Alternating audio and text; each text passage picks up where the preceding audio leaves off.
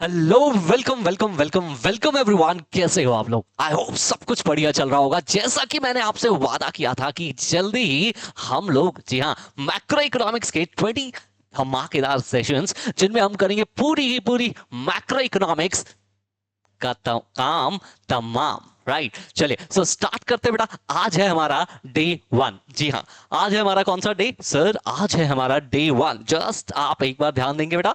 Right, आज हम अपने डे 1 पे क्या करने वाले हैं सर? ये टॉपिक्स आज हम अपनी क्लास के अंदर कवर करने वाले हैं। What is macro economics? Basic concept क्या है सर मैक्रो इकोनॉमिक्स में, और मैक्रो माइक्रो इकोनॉमिक्स का डिफरेंस क्या होने वाला है। राइट, सो ये कुछ टॉपिक्स हैं जो हम लोग आज की क्लास में डिस्कस करने वाले हैं। जैसा कि मैंने आपसे डिस्कस किया है इंट्रोडक्टरी वीडियो के अंदर कि हम लोग टॉपिक 1, 2, 3, 4 एंड 5, 5 टॉपिक्स में टोटल 5 सेशन के अंदर मैक्रो इकोनॉमिक्स का काम तमाम करने वाले हैं दोस्तों। राइट, चलिए सो पहले ये सेशन स्टार्ट करने से पहले मैं आपको एक बार जल्दी से आपको बता देता हूं कि आपको हमारा ऐप, जी हां, ये सारी की सारी पीडीएफ जो हम लोग इन सेशंस में यूज करने वाले हैं वो आपको हमारे ऐप पे फ्री में अवेलेबल है। बेटा आप हमारे ऐप को डाउनलोड कर सकते हैं। अगर आप एंड्रॉइड यूजर हैं तो केपी एग्जाम प्रेप डाउनलोड करेंगे बेटा आप लोग गूगल प्ले स्टोर पे जाकर के, और वहां पर आप लोग देखेंगे, वहां पर अगर आप आईओएस यूजर हैं तो आप लोग बेटा वहां पर क्लास प्लस का ऐप डाउनलोड करेंगे और ओआरजी कोड में ICO,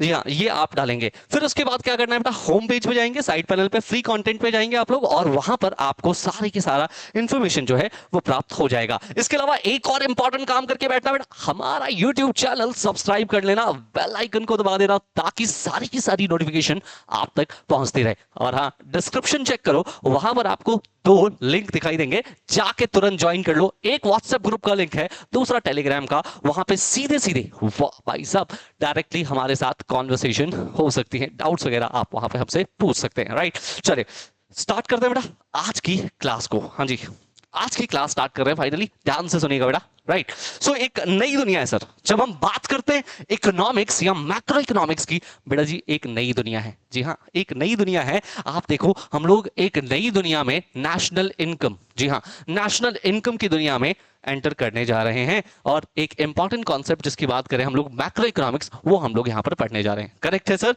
बिल्कुल करेक्ट है सर। सर एक बात बताओ, हम लोगों की लाइफ में भी हम लोग क्या कर सकते हैं? हम जितनी भी एक्टिविटीज हैं उनको 2 पार्ट में डिवाइड कर सकते हैं। One is the micro activity and second is the macro activity. ठीक वैसे ही हमारे पास 2 बुक्स आई बेटा, एक माइक्रो एक मैक्रो। कहानी जल्दी से सुना देता हूं, ध्यान से सुनिएगा बेटा। रॉजर फ्रिंक ऑस्लो यूनिवर्सिटी के मास्टर साहब थे, टीचर थे, प्रोफेसर थे। उन्होंने क्या किया? उन्होंने कहा कि देखो, जब मैं आप सब लोगों को इकट्ठे एक साथ पढ़ा रहा हूं, सबकी कॉमन प्रॉब्लम को सॉल्व कर रहा हूं, ये मैक्रो लेवल पे है, ये मैक्रो लेवल पे है। लेकिन अगर कोई एक स्टूडेंट हमारे पास आ जाए और मुझसे अपने पर्सनल क्वेश्चंस, हाँ पर्सनल डाउट्स पूछने लग जाए, ये क्या है बेटा? उसकी माइक्रो प्रॉब्लम का सॉल्यूशन।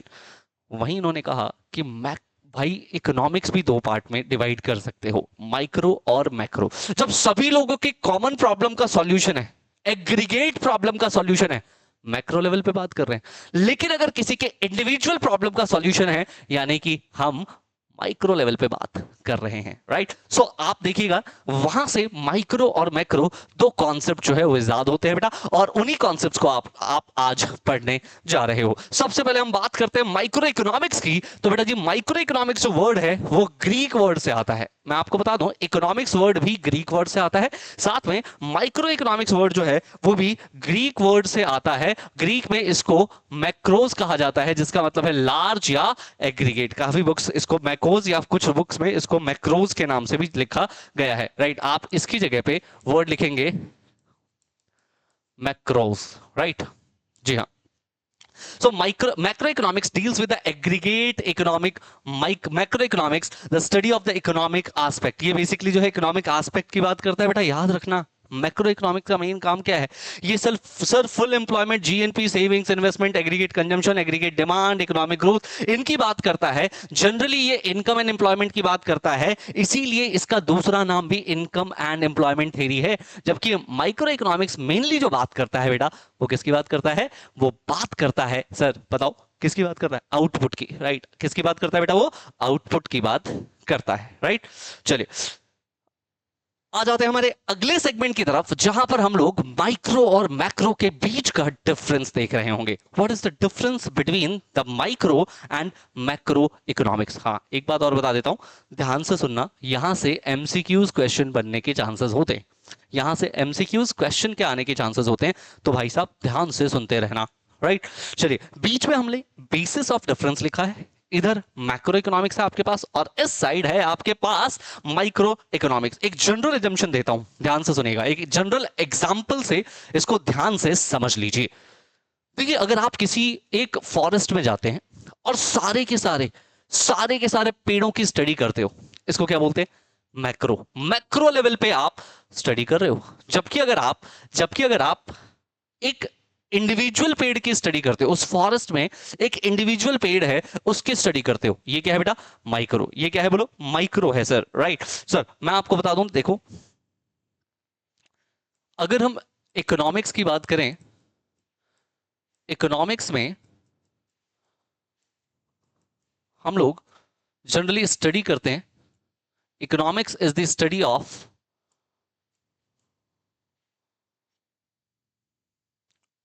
Economic problem. ये इकोनॉमिक प्रॉब्लम की स्टडी है बेटा। राइट, इसी इकोनॉमिक प्रॉब्लम को हम दो पार्ट में डिवाइड कर सकते हैं। अगर ये इंडिविजुअल इकोनॉमिक प्रॉब्लम है, अगर ये इंडिविजुअल इकोनॉमिक प्रॉब्लम है, इसको आप माइक्रो इकोनॉमिक्स कहते हो। अगर ये एग्रीगेट, राइट, मतलब सोसाइटी की इकोनॉमिक प्रॉब्लम है, सोसाइटी की इकोनॉमिक प्रॉब्लम है, तो इसे आप मैक्रो इकोनॉमिक्स कहते हो। राइट, बस ये ध्यान रखना है आपने, इसे आप क्या कहोगे बेटा?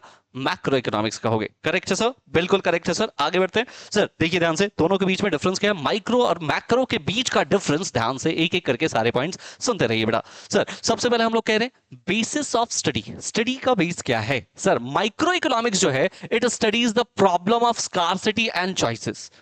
What is scarcity? Sir, scarcity का मतलब होता है when the demand is more than the supply.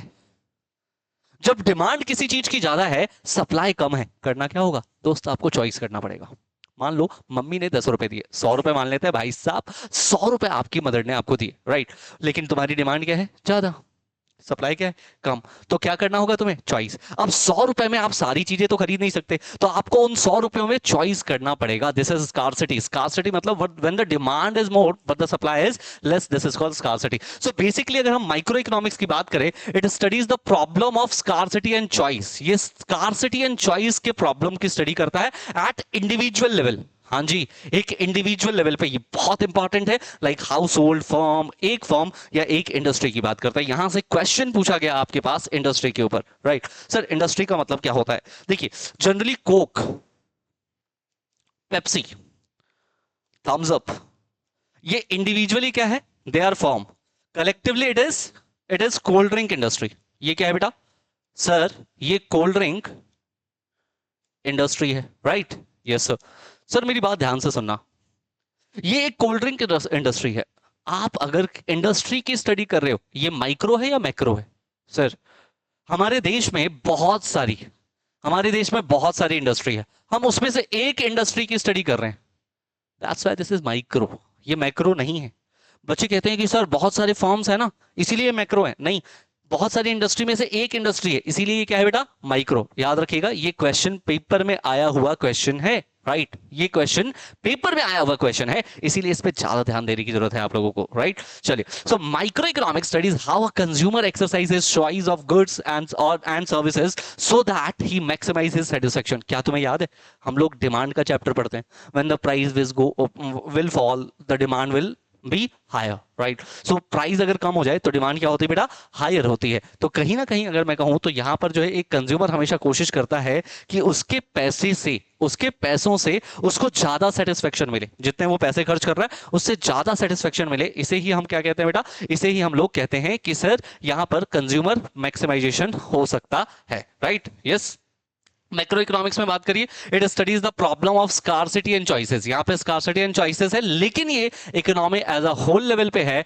ये एग्रीगेट लेवल पे है। किस लेवल पे है? एग्रीगेट लेवल पे है। Macro economic study how the national resources are used, किस तरीके से आप नेशन के रिसोर्सेज को यूज कर पा रहे हो for the welfare of the resident of is maximise, ताकि यहां पर हमारा मोटिव रहता है कि वेलफेयर जो है ना रेजिडेंट्स का, जो यहां पर रह रहे हैं उन लोगों का वेलफेयर जो है मैक्सिमाइज हो। बेटा याद रखिएगा, यहां पर मैक्सिमाइजेशन करना है इंडिविजुअल के वेलफेयर को, और यहां पे मैक्सिमाइज करना है बेटा रेजिडेंट के वेलफेयर को। करेक्ट है? बिल्कुल करेक्ट है सर। चलिए दूसरे पॉइंट ऑफ रेफरेंस की तरफ चलते हैं बेटा, economic economic variables. Sir micro economic use करता है micro economics variable such as consumer demand producer, इस तरह की चीजें आती है माइक्रो इकोनॉमिक्स के अंदर। जबकि मैक्रो इकोनॉमिक्स की बात करें तो मैक्रो इकोनॉमिक्स में जीडीपी, अनएम्प्लॉयमेंट, इकोनॉमिक ग्रोथ आप देख सकते हो, इंटरनेशनल ट्रेड है, इंटरेस्ट है, स्टॉक मार्केट, ये सब चीजें कहां पे डील करती है बेटा? ये सब चीजें मैक्रो इकोनॉमिक फैक्टर्स हैं या मैक्रो इकोनॉमिक लेवल के वेरिएबल्स हैं। थर्ड आ जाते हैं बेटा इकोनॉमिक एजेंट्स। क्वेश्चन आता है, इसके ऊपर भी ध्यान रखिएगा, इकोनॉमिक एजेंट्स किसे कहते हैं? ठीक, ध्यान से देखिए। पहली बात तो इकोनॉमिक एजेंट का मतलब क्या है, ये डेफिनेशन आपके लिए बहुत इंपॉर्टेंट हो जाता है। इकोनॉमिक एजेंट्स का मतलब है इंडिविजुअल्स एंड इंस्टीट्यूशंस। इसका मतलब क्या है? Individuals and institutions who take economic decisions. अब एक बात बताओ, माइक्रो इकोनॉमिक्स में इकोनॉमिक डिसीजन कौन लेता है? Obviously the individual, the consumer, the producer. वो क्या करते हैं बेटा? अपने इकोनॉमिक डिसीजंस लेते हैं। लेकिन जब हम मैक्रो इकोनॉमिक्स में बात करते हैं ना बेटा, ये जनरली अनकंट्रोलेबल होती है, इनको कंट्रोल नहीं किया जा सकता। लाइक अगर मैं कहूं आरबीआई ने अगर रेट बढ़ा दिए या घटा दिए, इसकी वजह से इंपैक्ट सारे लोगों ने, लेकिन आरबीआई का डिसीजन क्या उसको आप रोक सकते हो? नहीं, वो क्या है बेटा? अनकंट्रोलेबल होती हैं जनरली, राइट? सेबी की डिसीजंस हैं या फिर ट्राई के कोई डिसीजन है, ये सब कुछ क्या है बेटा? अनकंट्रोलेबल होती हैं। तो ये हमारे इकोनॉमिक एजेंट है बेटा मैक्रो इकोनॉमिक्स में। जबकि माइक्रो इकोनॉमिक्स में आप देखोगे पर्सनल गेन्स के लिए लोग काम करते हैं, और economic individuals like consumer producers जो हैं वो क्या होते हैं बेटा? इकोनॉमिक एजेंट कहलाते हैं। आई होप यहां ये वाला थर्ड पॉइंट भी आपको क्लियर होगा, राइट? चलिए आगे बढ़ते हैं बेटा फोर्थ पॉइंट की तरफ, डिग्री ऑफ एग्रीगेशन। जी हां, डिग्री ऑफ एग्रीगेशन। देखो मैंने अभी आपको एक एग्जांपल दिया था, उस एग्जांपल को दोबारा से बता देता हूं आपको, वहां से ये चीजें क्लियर हो जाएंगी। अगर कोई फॉर्म है लाइक कोक, सिर्फ कोक या पेप्सी या थम्स अप, इनकी कोई प्रॉब्लम है, इन प्रॉब्लम का सॉल्यूशन माइक्रो इकोनॉमिक्स है, राइट? लेकिन Coke, Thums Up, Pepsi, Maaza and all, ये सारे के सारे, इन सब की कोई कॉमन प्रॉब्लम्स है। इन सब के क्या है बेटा? कोई कॉमन प्रॉब्लम। भाई ये जनरली जो है एक इंडस्ट्री बनाती है, ये इंडस्ट्री बनाती है। भाई सम ही तो हो रहा है, लेकिन ये कितनी इंडस्ट्री है? एन इंडस्ट्री, एक इंडस्ट्री। और मैंने क्या बोला? देश में कितनी सारी इंडस्ट्री है? बहुत सारे। सर ये एग्रीगेशन है, हाँ ये एग्रीगेशन है, लेकिन ये एग्रीगेशन क्या है? लिमिटेड एग्रीगेशन है। ये लिमिटेड एग्रीगेशन है, मतलब हम लोग कोक, पेप्सी, थम्स अप सबको ऐड कर रहे हैं, लेकिन ये एग्रीगेशन क्या है बेटा? लिमिटेड।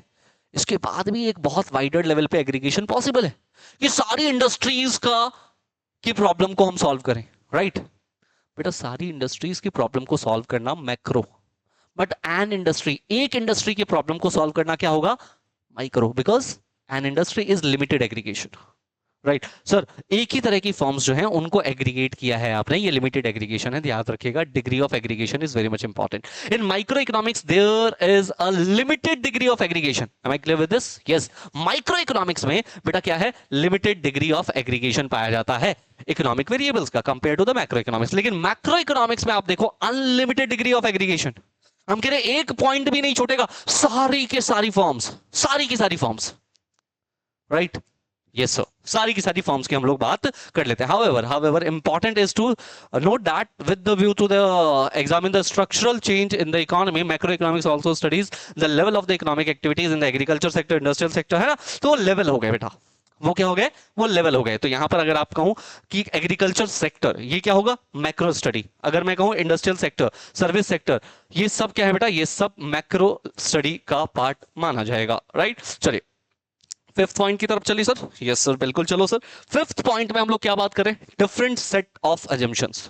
अब इसको समझना बहुत जरूरी है। देखो माइक्रो इकोनॉमिक्स में एजम्पशंस क्या होती है?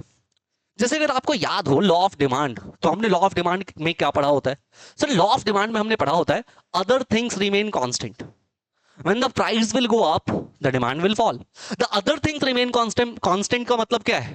इसका मतलब है assumptions. क्या मतलब है बोलो सर? assumptions, right? so इसका मतलब क्या है? इसका मतलब है simply assumptions, right? so microeconomics and macroeconomics are based on the different set of assumptions. बेटा याद रखना, जो माइक्रो इकोनॉमिक के एजम्पशंस हैं वो मैक्रो में नहीं मिलते, और जो मैक्रो इकोनॉमिक के एजम्पशंस हैं माइक्रो में नहीं मिलते। जी हाँ, certain variables are assumed to be constant in the micro economics, whereas they are assumed to be changing in the macroeconomics. बस इतना याद रखना है बेटा, right? In the macroeconomics, distribution of output income are taken as constant, while it is an important variable in the microeconomics, right? तो ये आपने ध्यान रखना है, right? चलिए 6 पॉइंट पे आ जाइए। सेंट्रल इशू क्या है? देखो एक चीज समझना, देखो माइक्रो इकोनॉमिक्स में आपने क्या पढ़ा होता है? चैप्टर याद करो सर, वहां पे demand, consumer equilibrium, production, cost, revenue, market, ये चैप्टर है सर। हाँ यार, माइक्रो इकोनॉमिक्स का मेन मोटिव है प्राइस का डिटर्मिनेशन करना, इसलिए वो चैप्टर्स आप यहां पढ़ते हो। लेकिन मैक्रो इकोनॉमिक्स में national income, income and employment, foreign exchange, इस तरह के टॉपिक्स हैं। इसका मेन काम क्या है पता है? इसका मेन काम क्या है? इसका मेन काम है determination of overall level of output and employment, कि sir overall level of output कितना है, कितना टोटल प्रोडक्शन हो रहा है, टोटल कंजम्पशन हो रहा है, एम्प्लॉयमेंट का लेवल क्या है, इन सब चीजों के बारे में डिस्कशन कहां होती है बेटा? मैक्रो इकोनॉमिक्स के अंदर। ये सबसे मेन काम है मैक्रो इकोनॉमिक्स का। जबकि अगर माइक्रो इकोनॉमिक्स की बात करें तो central issue of the micro economics is allocation of resources, land, labour, capital, individual level पे कितना एलोकेट किया जा रहा है, right? Yes so 7th point पे आते हैं सर। 7th पॉइंट किसकी बात करता है? मेथड ऑफ स्टडी की बात करता है। ध्यान से देखिएगा बेटा, method of study in the macro economics is often describe as general equilibrium analysis, right? Generally इसको आप जनरल इक्विलिब्रियम एनालिसिस कहते हैं। क्या बोलते हैं? जनरल इक्विलिब्रियम एनालिसिस कहते हैं, राइट? मेथड्स को यहाँ पे method of the study in the macro economics, इसको पार्शियल इक्विलिब्रियम एनालिसिस के नाम से जाना जाता है। Partial equilibrium analysis, partial equilibrium is a condition of economic equilibrium which takes into consideration only a part of the market, right? सिर्फ एक part की स्टडी करनी है यहां पर, सिर्फ एक पार्ट की स्टडी करनी है यहां पर, राइट? यस सर, ठीक है। जैसे मैंने कहा ना, टोटल इंडस्ट्री में से एक इंडस्ट्री की स्टडी कर रहे हैं, वो क्या है? एक पार्ट की स्टडी करना, ठीक है। चलिए, ये फालतू का ज्ञान आपके लिए नहीं है इंपॉर्टेंट, तो उसको छोड़ दीजिए और आ जाइए अपने नेक्स्ट टॉपिक की तरफ। टॉपिक नंबर 3 आज के सेशन का लास्ट टॉपिक है। ध्यान से सुन लीजिए बेटा, ध्यान से सुन लीजिए। सर टॉपिक क्या कहता है?